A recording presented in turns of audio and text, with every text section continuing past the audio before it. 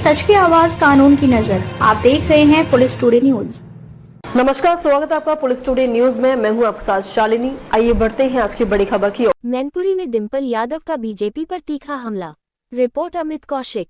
मैनपुरी सपा सांसद डिंपल यादव ने मैनपुरी दौरे के दौरान कई मुद्दों पर केंद्र और प्रदेश सरकार को घेरा।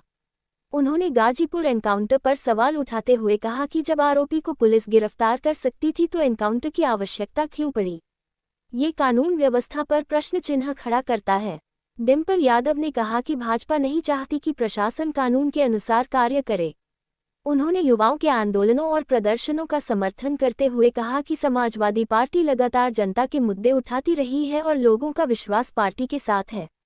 उन्होंने नीट परीक्षा में कथित पेपर लीक का मुद्दा उठाते हुए शिक्षा मंत्री के इस्तीफे की मांग की तथा आरोप लगाया कि भाजपा सरकार छात्रों के भविष्य के साथ खिलवाड़ कर रही है।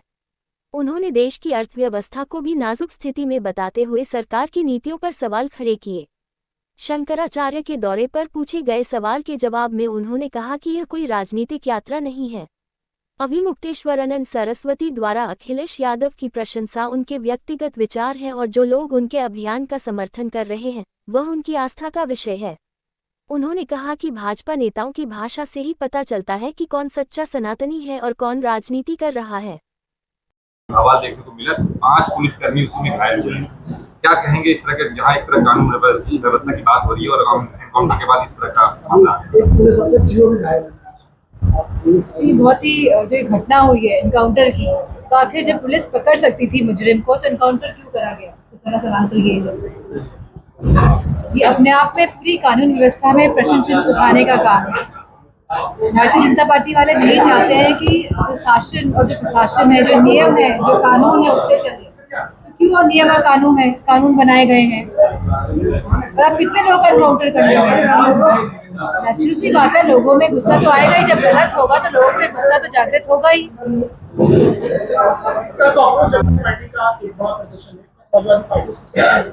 हम सभी युवाओं का समर्थन करते हैं। समाजवादी पार्टी लगातार जितने भी मुद्दे हैं उसमें अपनी बात बहुत प्रखरता से रखती आई है। लोगों का बहुत साथ और विश्वास समाजवादी पार्टी के साथ है।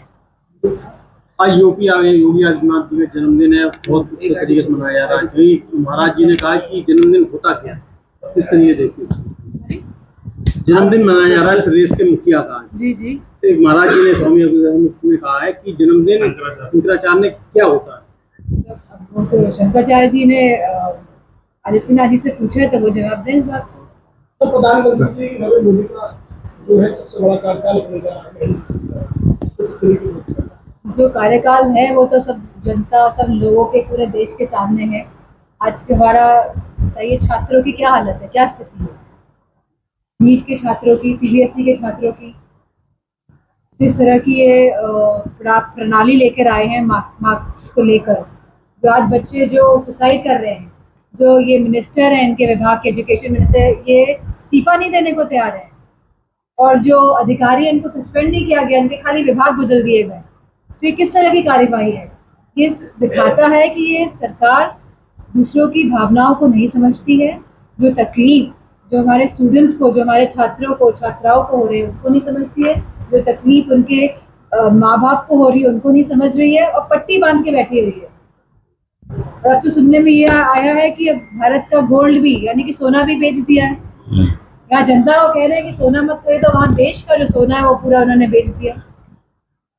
तो बहुत ही जो अर्थव्यवस्था है पूरे देश की, वो बहुत ही नाजुक स्थिति में अभी है और इसका बहुत ही जो परिणाम आएंगे, बहुत ही दुष्परिणाम आने वाले हैं। क्योंकि युवाओं के पास रोजगार नहीं है, अच्छी स्वास्थ्य सेवाएं उपलब्ध नहीं है। चाहे उत्तर प्रदेश में तो ना बिजली की व्यवस्था है, ना स्वास्थ्य की व्यवस्था है, ना शिक्षा। प्राइमरी स्कूल आप बंद कर दे रहे हैं।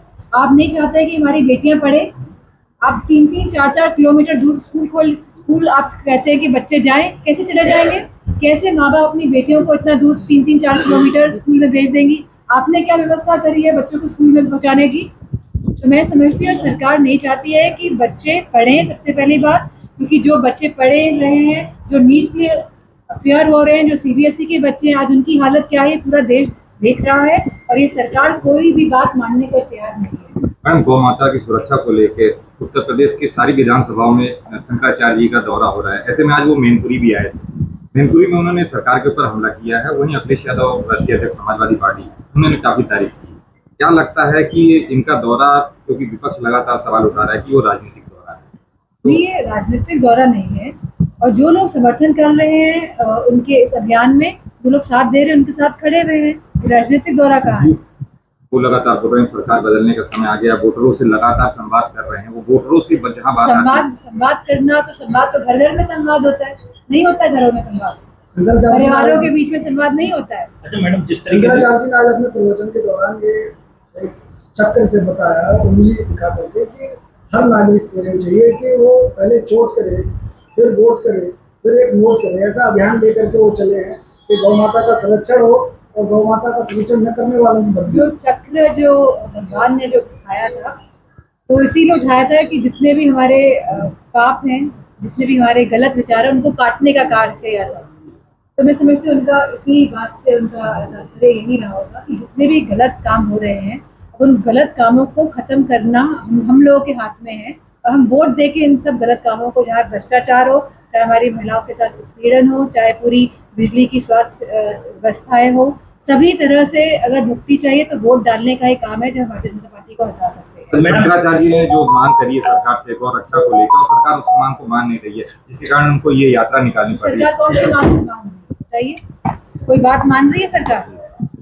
जिस तरह से गौ रक्षा को लेकर जो कानून चाहते हैं वो सरकार बिल्कुल नहीं मानी। और बीफ के लिए बहुत हम बड़ा चाहते हैं कि सरकार आरक्षण दे, आरक्षण नहीं खा रही है। मैडम, जिस जो नौकरियों में आरक्षण मिलना चाहिए आज कहाँ मिल रहा है? सब चीजें बेचे जा रही है। जो सरकार की धरोहर होती है, जहाँ पे आरक्षण होता है, उन सब चीजों को, उन सब व्यवस्थाओं को सरकार बेच रही है।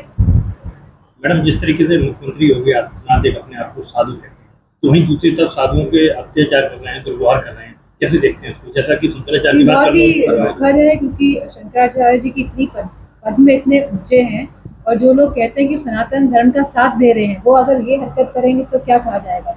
आप उनकी वाणी, आप उनकी भाषा से आपको पता चल जाएगा क्या ये सच्ची में सनातनी है या ये राजनीतिक हिंदू बने हुए हैं। भारतीय जनता पार्टी लगातार कह रही है कि शंकराचार्य केवल कांग्रेस और अन्य छोटे दलों का प्रचार झूठ बोल रहे हैं।